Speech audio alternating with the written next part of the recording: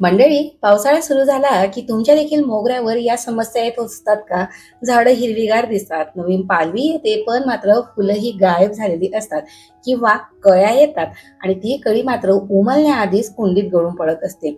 काहींच्या मोगऱ्याची पानं तर पिवळी पडतात आणि काहींच्या कुंडीत झाड मात्र हळूहळू मरायला देखील लागत असतं. आणि आश्चर्याची गोष्ट म्हणजेच काय, तर यासाठी खत कमी असणं ही गोष्ट मात्र कारणीभूत नसतेच. आज मी तुम्हाला पावसाळ्यात मोगऱ्याची अशी काळजी सांगणार आहे जी बहुतेक लोक मात्र घेतच नाही. आणि काही टिप्स तर मी माझ्या स्वतःच्या अनुभवातून देखील शिकलेली आहे. म्हणूनच व्हिडिओ मात्र शेवटपर्यंत बघा, कारण शेवटी मी एक सिक्रेट असं टेक्निक देखील सांगणार आहे, ज्यामुळे माझा हा मोगरा दरवर्षी पावसाळ्यानंतर देखील फुलांनी भरलेला असतो. सो तुमचा देखील मोगरा असाच असायला हवा असं तुम्हाला वाटत असेल तर मात्र व्हिडिओ शेवटपर्यंत पहा.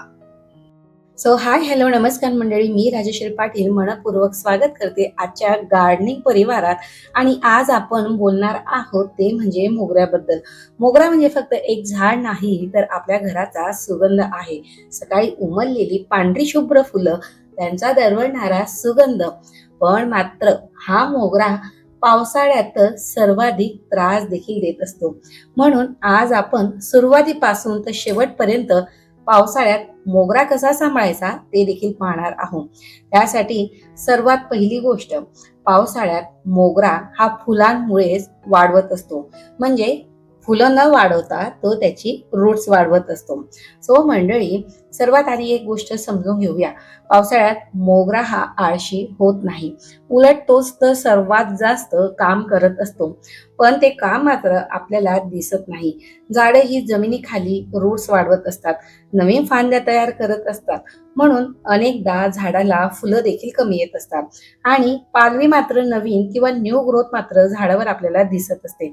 आणि मग आपण घाबरतो की माझा मोगरा हा फुलतच नाही, तो फक्त पानच देत आहे. कधी कधी या गोष्टी पूर्णपणे नॅचरली आहे. आज पावसाळ्यात जी काही फांदी वाढत आहे त्यावर मात्र पुढच्या सीझन मध्ये फुलांचा सडा देखील पडणार आहे. यानंतर पॉइंट नंबर सेकंड, ज्यामध्ये पाण्याची सर्वात मोठी चूक होत असते. मोगरा हा तहान सहन करतो, पण पाण्यात बसणं मात्र सहन करत नाही. पावसाळ्यात आधीच माती ओली असते, त्यात आपण पुन्हा पाणी दिलं की मात्र मुळांभोवती सतत ओलावा राहत असतो. मग काय, याने मोगऱ्याची रूट्स ही कमकुवत होतात, पानं पिवळी पडतात आणि कळ्या देखील गळत असतात आणि आपण समजतो की आपल्या झाडाला खताची कमतरता आहे.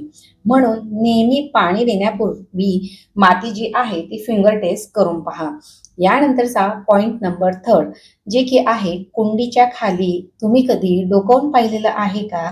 आता एक काम करा, हा व्हिडिओ पाहून झाल्यानंतर मात्र तुमच्या मोगऱ्याची कुंडी किंवा इतर कुठल्याही जेवढ्या कुंड्या तुमच्या बाल्कनीत असतील ना, त्यांना उचलून त्यांच्या खाली बघा. कारण पावसाळ्यामध्ये झाडाचं जे काही भविष्य आहे ना, ते कुंडीच्या ड्रेनेज होलवरच अवलंबून असतं. त्या ड्रेनेज होलमध्ये एखादं पान, थोडीशी माती किंवा एखादा दगड त्यामध्ये अडकत असतो आणि आपलं ड्रेनेज मात्र कुंडीचं बंद होत असतं. मग काय, पाणी कुंडीत साचायला सुरुवात होते आणि हळूहळू रूट्स देखील त्या ठिकाणी कुजतात. मी प्रत्येक महिन्यातून एकदा सगळ्या कुंडींचे होल तपासून पाहत असते. ही छोटीशी सवय जरी तुम्ही अंगी बाळगली ना, तरी देखील अनेक अशा मोठ्या समस्या टळणार आहे. सो पावसाळा येण्याआधी तुमच्या झाडांच्या कुंडींचे ड्रेनेज होल मोकळे करून घ्या. यानंतरचा पॉइंट नंबर 4, ज्यामध्ये मोगऱ्याला पाऊस तर चालतो पण मात्र अंधार चालत नाही. पावसाळ्यात मोगऱ्याच्या फुलांवर परिणाम करणारा दुसरा महत्वाचा घटक म्हणजे सूर्यप्रकाश होय.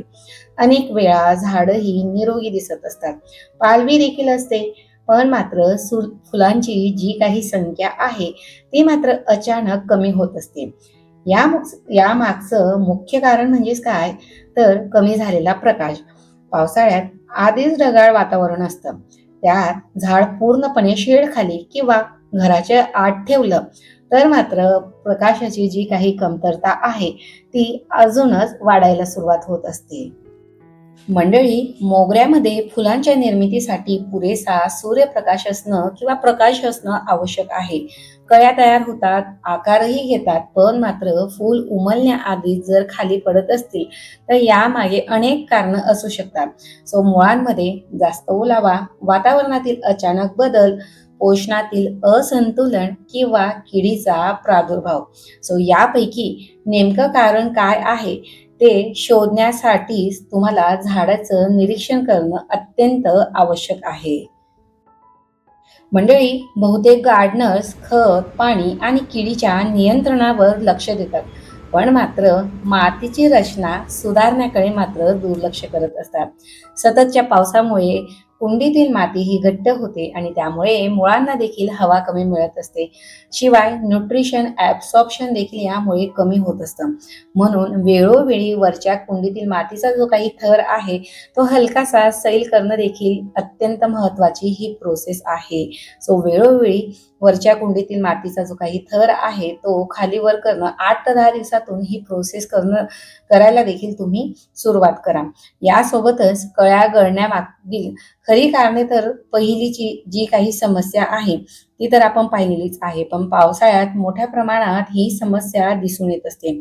पावसाळ्यातील आर्द्र वातावरण हे देखील विविध किडी आणि बुरशींसाठी अनुकूल असतं आणि हेच किडींना आमंत्रण देखील देत असतं. विशेषतः नवीन पालवी आणि कोवळ्या ज्या काही कळ्या असतात ना, त्यावरच या किडींचा हल्ला सर्वप्रथम आपल्याला पाहायला मिळून येत असतो. यामुळेच झाडाची वाढ देखील मंदावते, कळ्या ह्या खराब होतात आणि फुलांची संख्या देखील त्या ठिकाणी कमी होत असते. म्हणूनच आठवड्यातून किमान एकदा झाडाची बारकाईने तपासणी करणे गरजेचे आहे. शिवाय महिन्यातून शक्य झाल्यास 3 वेळास कीडनाशक फवारणी करणं गरजेचं आहे. यासाठी तुम्हाला बाजारातील महागड्या खतांचा किंवा महागड्या गोष्टी घेण्याची देखील गरज नाही. अगदी घरगुती तुम्ही हिरवी मिरची, लसूणची पेस्ट पासून तयार केलेला जो काही अर्क आहे किंवा साबणाचं पाणी असो, नीम ऑइल असो, यांसारखे एक ना अनेक बरेच असे ऑप्शन मी तुम्हाला याआधी शेअर केलेले आहे. अगदी तुम्ही दालचिनीची पावडरचं जे काही पाणी आहे त्याचा देखील या ठिकाणी वापर करू शकता. हिंगाच्या पाण्याचा देखील वापर करू शकता. फक्त त्याचं प्रमाण आणि किती दिवसाच्या अंतराने त्याचा वापर करायला हवा यासाठी मात्र आपले जे काही मागील व्हिडिओ आहे ते नक्की चेकआउट करा. यानंतरचा सर्वात महत्त्वाचा पॉइंट म्हणजे खत देताना कोणती काळजी घ्यायला हवी. पावसाळ्यात अनेक जण फुलं कमी दिसल्यामुळे खताचं प्रमाण वाढवत असतात, मात्र हा जो काही दृष्टिकोन आहे तो मात्र योग्य नाही. या काळात झाडाला अतिपोषणाची नाही तर बॅलन्स न्यूट्रिशनची गरज असते. ऑर्गॅनिक फर्टिलायझरचा तुम्ही रेग्युलर यूज करू शकता. यामुळे मातीची सुपीकता देखील टिकवून ठेवत असते आणि झाडाची रूट्स देखील हेल्दी होत असतात. ऑर्गॅनिक फर्टिलायझर म्हणजे तुम्ही वर्मी कंपोस्ट असो, पूर्णपणे कुजलेलं शेणखत असो किंवा घरच्या घरी तयार केलेलं फुलांचं खत असो किंवा किचन वेस्ट कंपोस्ट असो, वर्मी कंपोस्ट असो, यांसारख्या संपूर्ण ऑर्गॅनिक फर्टिलायझरचा वापर करू शकता. यासोबतच केळी साल पावडर असो, संत्री साल पावडर असो किंवा अगदी तुम्ही खडूचा वापर देखील करू शकतात. त्यानंतर शेंगदाणा पेंड आहे, मोहरी पेंड आहे, एक ना अनेक असे भरपूर असे जे उपाय आहेत जे घरगुती आणि निःशुल्क आहेत ते देखील मी तुमच्याशी बऱ्याच वेळेस शेअर केलेले आहेत. मोगरा रिगार्डिंगची एक प्लेलिस्ट आहे, तुम्ही ती देखील प्ले करून बघा. त्या ठिकाणी तुम्हाला नक्कीच त्याचा फायदा हा तुमच्या झाडांवर दिसून येणार आहे. मंडळी, अशा प्रकारे आपल्याला पावसाळ्यामध्ये मात्र केमिकलयुक्त खतांचा वापर न करता ऑर्गॅनिक गोष्टींवर भर देणं मात्र तेवढंच गरजेचं आहे. आय होप मंडळी, आजच्या या व्हिडिओमधील माहिती तुमच्यासाठी उपयुक्त ठरेल आणि तुमचा मोगरा देखील निरोगी आणि फुलांनी बहरलेला राहील. व्हिडिओ आवडला असेल तर मात्र व्हिडिओला लाईक करा, शेअर करा आणि सबस्क्राईब करायला देखील विसरू नका.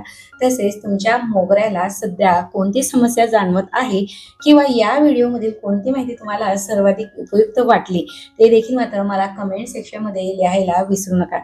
याआधी मात्र जास्वंदीवर 100 पेक्षा अधिक फुलं कशी आपण वर्षभर आणू शकतो शकतो या रिगार्डिंगचा देखील मी व्हिडिओ शेअर केलेला आहे. प्रत्येक झाड हे बारमाही फुलं देण्यासाठी सध्या रेडी झालेले असतात. फक्त योग्य वेळी योग्य काळजी घेतली तर मात्र बारमाही आपल्या कुंडीतील झाडांवर मात्र फुलं येत असतात. सो अजूनही तो व्हिडिओ जर तुम्ही चेकआउट केला नसेल तर नक्की चेकआउट करा.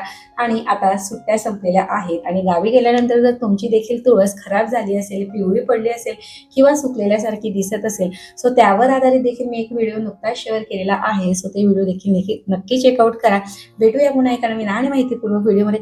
तोपर्यंत मात्र तुमची आणि तुमच्या झाडांची देखील काळजी घ्या. So take care and bye friend. Happy gardening.